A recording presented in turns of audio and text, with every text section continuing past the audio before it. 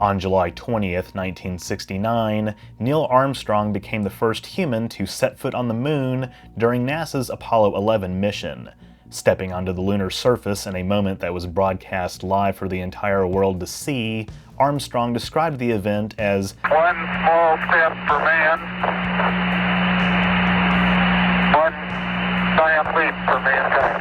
While on the surface, Armstrong uncovered a stainless steel plaque that was mounted on the ladder of the lunar module, Eagle. The plaque bore drawings of the western and eastern hemispheres, as well as the signatures of the astronauts and President Richard Nixon. It also bore an inscription, which read, "Here men from the planet Earth first set upon the moon, July 1969 AD.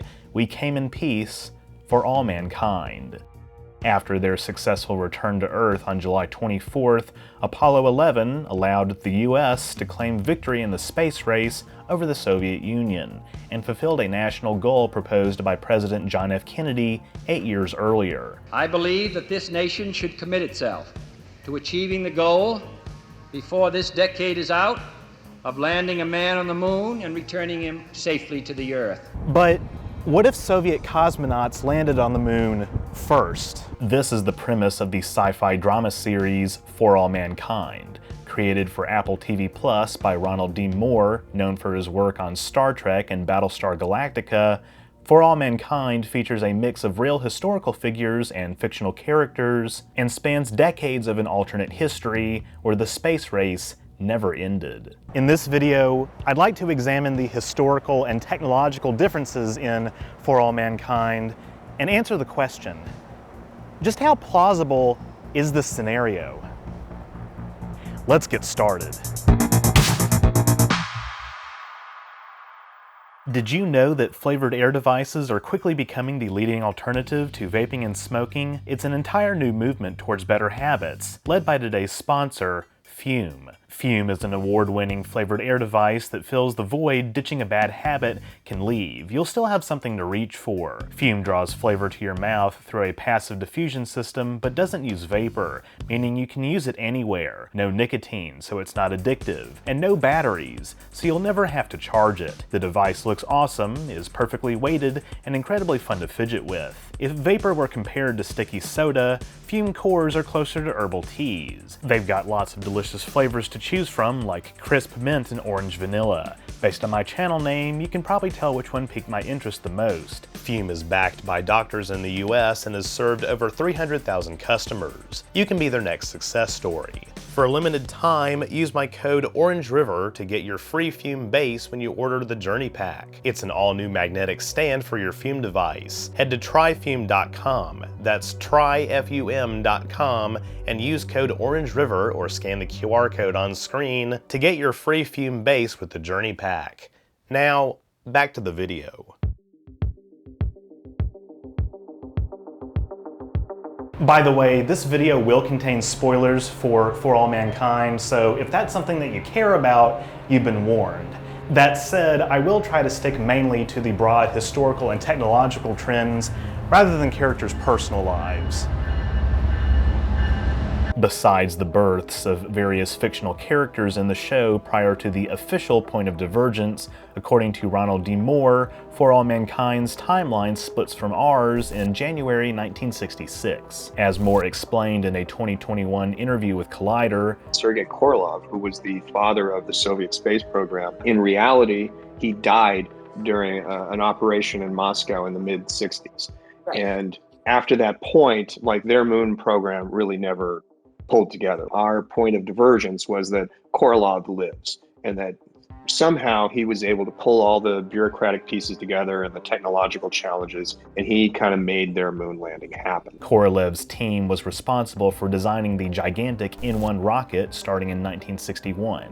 In our reality, 4 attempts to launch the N1 failed during flight, in part because of the rocket's complicated engine design and the fact that no static test firings were conducted. As revealed in declassified documents, the N1 project was underfunded and rushed, and Korolev's death derailed things even further.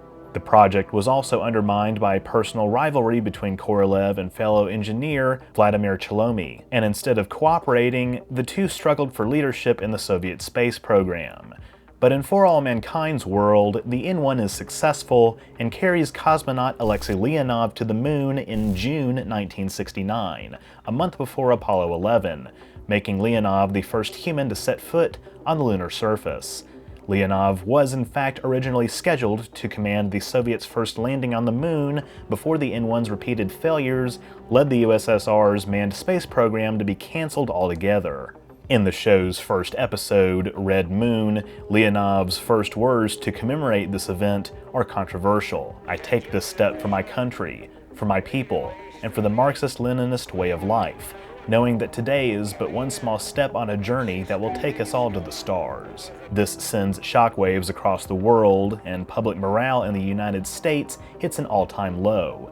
Ed Baldwin, commander of Apollo 10 and based initially on real astronaut Thomas Stafford, says NASA doesn't have guts anymore. Throughout Season 1, NASA's failure to land men on the moon first is blamed on a culture of caution, stemming in part from the Apollo 1 fire, a real event that claimed the lives of 3 astronauts in January 1967. During a launch rehearsal test at Cape Kennedy, all 3 crew members, Gus Grissom, Ed White, and Roger B. Chaffee, burned alive inside the command module, unable to escape due to the plug door hatch that could not be opened against the cabin's internal pressure. The source of the fire was later determined to be electrical, and the cabin's pure oxygen atmosphere, combined with the spacesuit's nylon material, allowed the fire to spread rapidly. Later in Season 1, a Soviet character remarks that if NASA had used an oxygen-nitrogen mix in the cabin, the fire could have been prevented. But rather than cancel the Apollo program, Apollo 11 proceeds on schedule, making Neil Armstrong the second man to walk on the moon, although they did have some minor difficulties that weren't experienced in our own world. Missions beyond Apollo 17 also aren't canceled, and in fact they conclude in 1983 with Apollo 75, culminating in the Apollo-Soyuz joint orbital mission between NASA and the Soviet Union, 8 years after the real Apollo-Soyuz happened in our timeline. Of course, as far as the Soviet manned lunar program goes, they don't just call it a day after Leonov's historic landing. In September 1969, they land another cosmonaut on the moon, this time a woman, Anastasia Belikova. Her landing is considered a surprise to NASA in the US, and following her landing, Belikova becomes a global icon and inspiration to women and girls around the world. In an effort to catch up to Soviet achievements, Nixon immediately orders NASA to send a woman to the moon. Thus begins a new program to select and train female astronauts starting in 1970. NASA's first 4 female astronauts are chosen by NASA's Chief of the Astronaut Office, Deke Slayton, from a pool of 20 ASCANs, or astronaut candidates. Some of these women were part of the Mercury 13, a real-life, privately funded venture of William Randolph Lovelace II to demonstrate the viability of female astronauts against their male counterparts in Project Mercury. One ASCAN, Molly Cobb, based on real pilot Jerry Cobb, becomes part of the crew of Apollo 15. Other important ASCANs who also graduate the program are Danielle Poole, Ellen Waverly, and Tracy Stevens. In real life, the first American woman to fly into space was Sally Ride in 1983, 12 years after Apollo 15, and she became the 3rd woman in space after Soviet cosmonauts Valentina Tereshkova in 1963 and Svetlana Savitskaya in 1982. Indeed, the accelerated recruitment of female astronauts is just one example of the many ways cultural and technological progress are pushed forward because of Ed's own perceived mistake, that he should have landed on the moon during 10 when he had the chance, despite this not being in the mission parameters. We actually see Sally Ride in Season 2 during the maiden flight of the shuttle Pathfinder, in which she is compelled to pull a gun on Ed during a standoff involving the Soviets. Yeah, things get crazy. We'll come back to this in a bit, we're just getting started.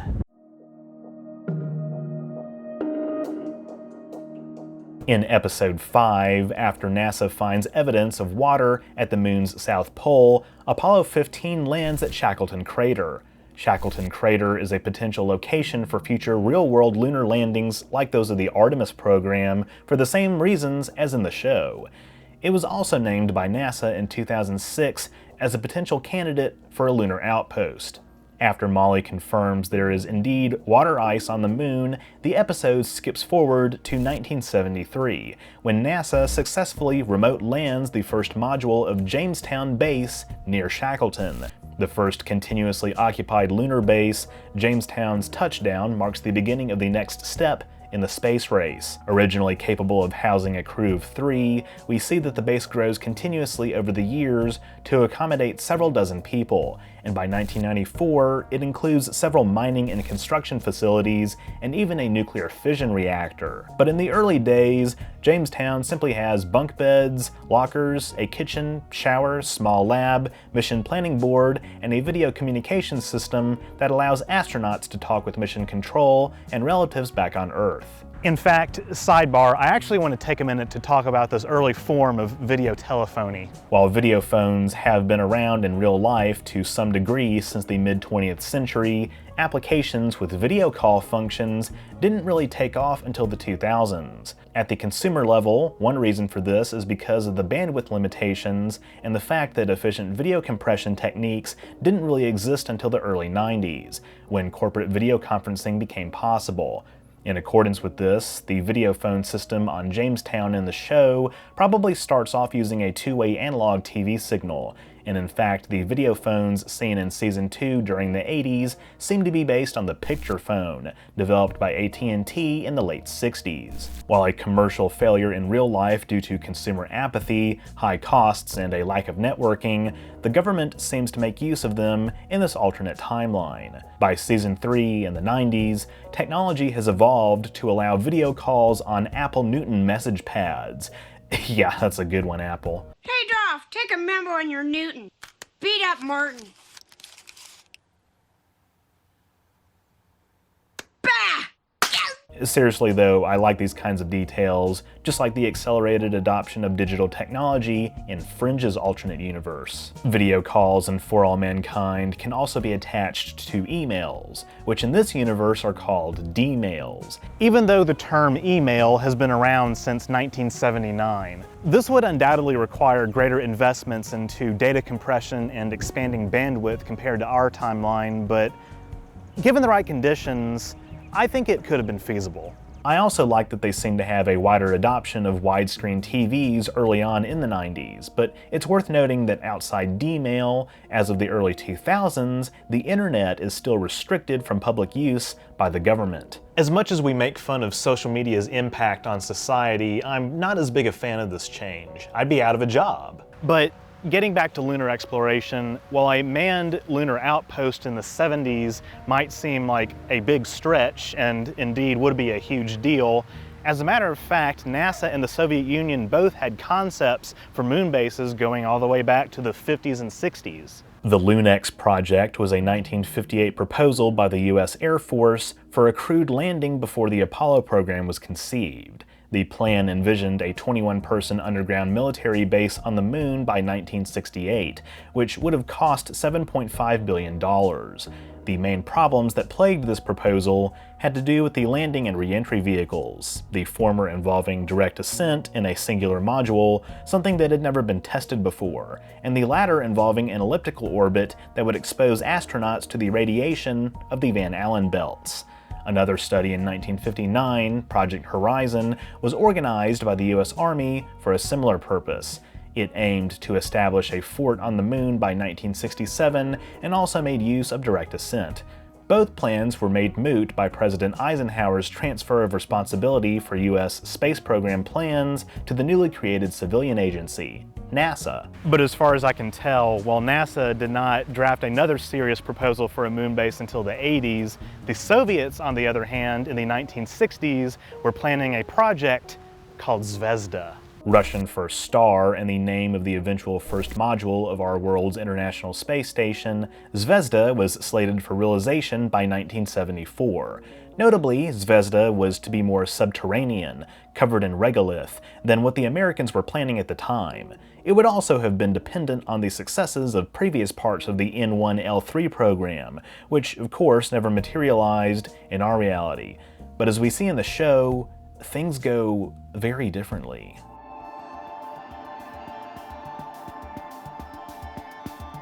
Starting in 1977, the Saturn V is replaced by the Sea Dragon, a 490-foot or 150-meter rocket that can carry a payload of 550 metric tons into low Earth orbit.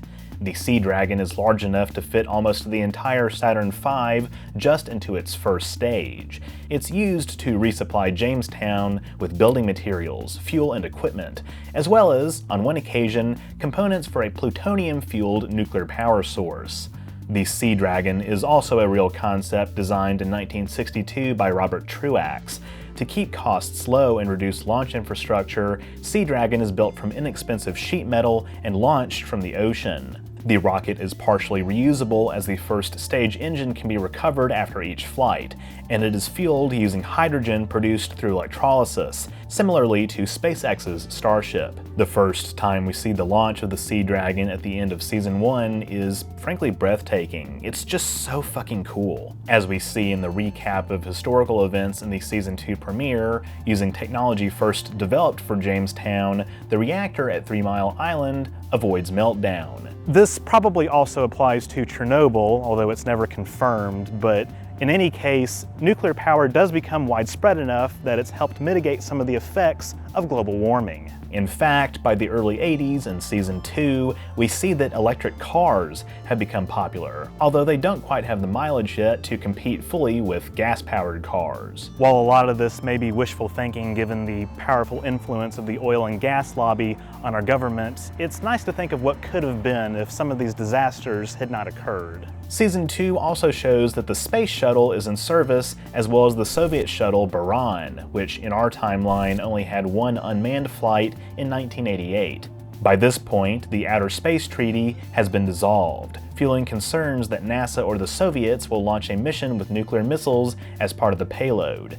This sort of happens with the maiden flight of the shuttle Pathfinder, part of the second generation of space shuttle built to test the nuclear engine for rocket vehicle application, or NERVA. NERVA was a real engine development program that ran for about 2 decades before it was canceled in 1973 by Nixon. But in For All Mankind, NERVA's development continues, and even by the late 60s of our reality, the government deemed it met the requirements for a human mission to Mars. Pausing for a second to catch up with the social and political changes over the past few decades, Nixon actually loses re-election in 1972 to Senator Ted Kennedy. In reality, Kennedy's presidential chances were damaged by the Chappaquiddick incident, in which he was involved in a car crash that killed Mary Jo Kopechne, with whom he was likely engaged in an extramarital affair. In For All Mankind, Kennedy avoids this incident as he instead attends a congressional hearing to investigate the American failure to land on the moon first. The Soviets' victory in this leg of the space race counts as a foreign policy failure for Nixon, who loses to Kennedy in a landslide, a reverse of Nixon's landslide over George McGovern in our history. The 1972 race is also a referendum on women's rights, and Kennedy promises to oversee the ratification of the Equal Rights Amendment, guaranteeing equal treatment of the sexes under the law. The ERA didn't pass in our timeline, but in For All Mankind secures enough state ratifications to become part of the Constitution, though not without some dirty political tricks. Fun fact, Kennedy chooses to pardon Nixon for his involvement in the Watergate scandal, although Nixon refuses, unlike his unhesitating acceptance of Ford's pardon in our timeline. Due to growing Cold War tensions and the revelation of his affair with Kopechne, Kennedy narrowly loses in 1976 to Ronald Reagan, who was elected with Senator Richard Schweiker from Pennsylvania as his running mate. In real life, Schweiker was selected by Reagan ahead of the '76 Republican National Convention to appeal to moderates, in a move that backfired. But in this timeline, Reagan likely has a tighter grip on the base without Gerald Ford being president.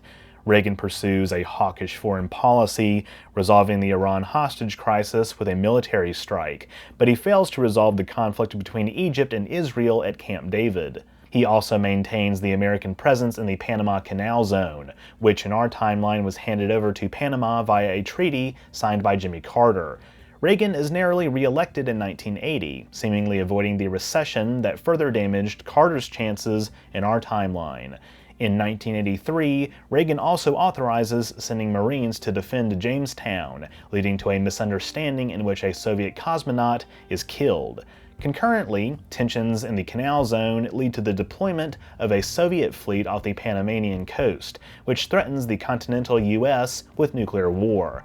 This crisis is only diffused after an impromptu EVA by the Stevenses and Ed engaging in the first space-to-space dogfight kill on a friendly craft. The unauthorized pairing of Apollo-Soyuz, commanded by Daniel Poole and Stepan Alexeyev, prompts Reagan to land Air Force One in Moscow and meet with Soviet Premier Yuri Andropov. The two sign a lunar peace treaty that divides the moon into US and Soviet zones. Reagan is succeeded by Democratic Senator Gary Hart, who defeats Schweiker in 1984 and Pat Robertson in 1988. Hart declines to send troops to defend Kuwait when Iraq invades its territory, in a mirror to our timeline's Persian Gulf War, which was not supported by a lot of Democrats. Indeed, the stationing of troops in Saudi Arabia after the Gulf War was a major factor, among many others, in helping Osama bin Laden recruit hijackers for the 9/11 attacks, which seem not to have happened in For All Mankind. Hart's time in office also coincides with the so-called space boom. This period of rapid economic expansion is enabled by advancements in technology driven by the space race, coupled with lower construction and launch costs that allow poorer countries to participate and private businesses to enter the market. China announces its intention to reach lunar parity with the US and Soviet Union by 1990, having launched their own space station in 1986.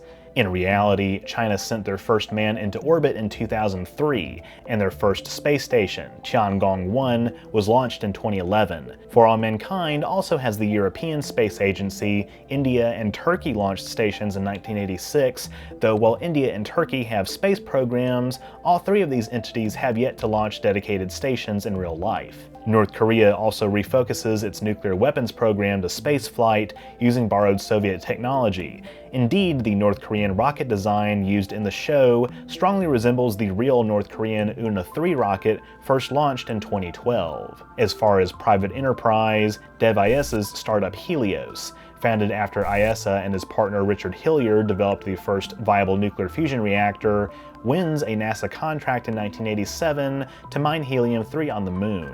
Say, this Dev Isa character, the executive of a cutting-edge company focusing on energy and spaceflight, who's also an immigrant from Africa. No real-life parallels there whatsoever, none at all. By the way, helium-3 is a leading candidate for use in nuclear fusion, which, in For All Mankind, is no longer 30 years away. The helium-3 rush displaces massive numbers of workers in the coal, oil, and gas industries, leading to nationwide protests. Even though the 1984 Commercial Space Launch Act did facilitate the commercialization of space technology, in reality though, private passenger flights effectively remained illegal until the Federal Aviation Administration relaxed airspace regulations in the 2010s. And For All Mankind, though, space tourism is practical by the mid-1980s.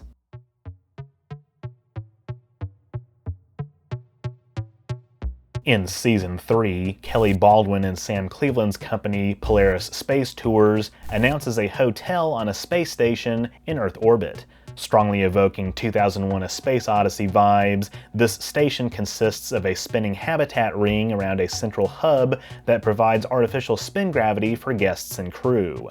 The ring consists of a continuous hallway with 4 elevators to the hub and Earthside modules containing guest rooms and a flight deck. The hub is also where shuttles dock and features a zero-G activity dome, and the hotel offers features like a restaurant and event room with a bar, 2 cafes, room service, and a fitness center. There are numerous reasons that NASA has never endeavored to build a rotating ring space station, chief among which is that it would be difficult and expensive to construct. As far as I could find, the size of the ring and its rotational speed are never specified in the show, but concept art suggests it is intended to be 137 meters in diameter.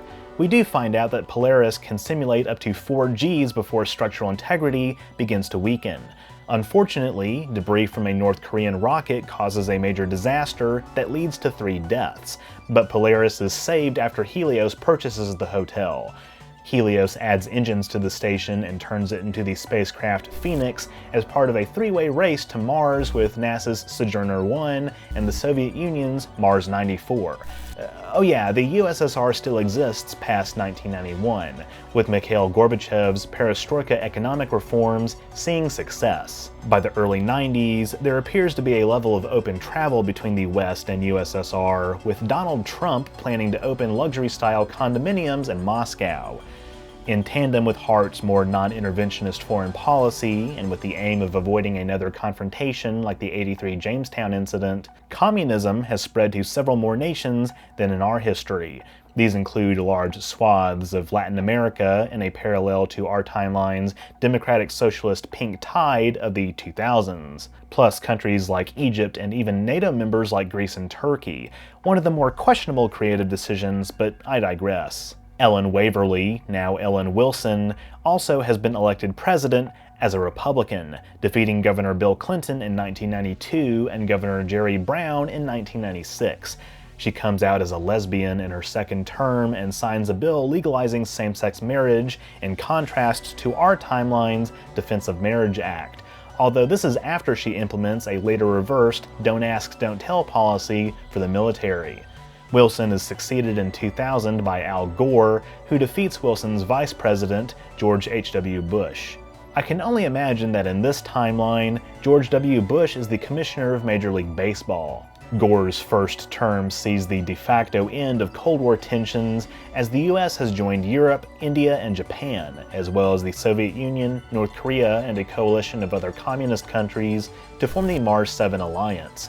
Gorbachev is forced to step down as Soviet president after a coup d'etat by Marxist hardliners in 2003, after which competing groups on Earth and Mars tackle how to capture a fictitious asteroid called 2003 LC, rich in iridium, which will lead to another technological revolution for mankind. I know I'm getting kind of vague here towards the end. I haven't gone into detail about Happy Valley, the first human colony on Mars, or the specifics of the asteroid capture, and these certainly aren't all the pop culture differences in their alternate timeline. I do think that the inclusion of a labor strike storyline among Helios workers on Mars is one of the more compelling arcs in Season 4. Unfortunately, as we eventually make it onto Mars in real life, I fully expect that tensions between public and private interests will drive conflicts like this, but that's what makes For All Mankind so compelling. Even if it requires a little more suspension of disbelief to accept some of the show's premises as to how technology and society could have changed if the Soviets won the moon, For All Mankind's alternate history is one of the most fleshed out I've seen in a TV show in a long time. Part and parcel of Ronald D. Moore's pessimistic worldview is that For All Mankind starts out rather promising during the optimistic time frame of the 60s and 70s, before eventually devolving into a bleaker, neoliberal setting in the 3rd and 4th seasons. Some have proposed For All Mankind could be retconned into a Star Trek prequel, and indeed, the show's spaceflight technology is more in line with what you'd expect from Star Trek's alternate 21st century Earth, but others have said that it could serve better as a prequel to The Expanse. I think it's probably somewhere in the middle, as Trek's timeline does contain some substantial differences from For All Mankind's, and The Expanse's lore has a heavier emphasis on how the climate crisis drove global political change. There is a tourist ad in Season 5 of The Expanse for historic Jamestown base, established 1973, but I put this more in the fun nod / Easter egg category than the this 100% proves For All Mankind is an Expanse prequel category. Regardless, my question is, would you want to live in this world? Why or why not? Let me know down below. With that, thank you all so much for watching. If you enjoyed my video, be sure to leave a thumbs up down below and don't forget to share it. That stuff really helps me out. If you haven't subscribed yet, be sure to do that as well so you won't miss future uploads, and click the bell icon to receive all notifications. If you want to support my work even further, you can become a patron at patreon.com/OrangeRiver, link in the description. Or become a YouTube member by clicking the join button on my channel page. By becoming a patron or member, you get access to awesome perks like behind-the-scenes photos and videos, patron and member-only polls, name in the credits, merch discounts, and more. Or you can drop a one-time super thanks or PayPal donation. All are appreciated. Links to my PayPal as well as my social media and merch store are in the description too. And big thanks once again to Fume for sponsoring today's video. That's all I have for this week. Bye, Bob.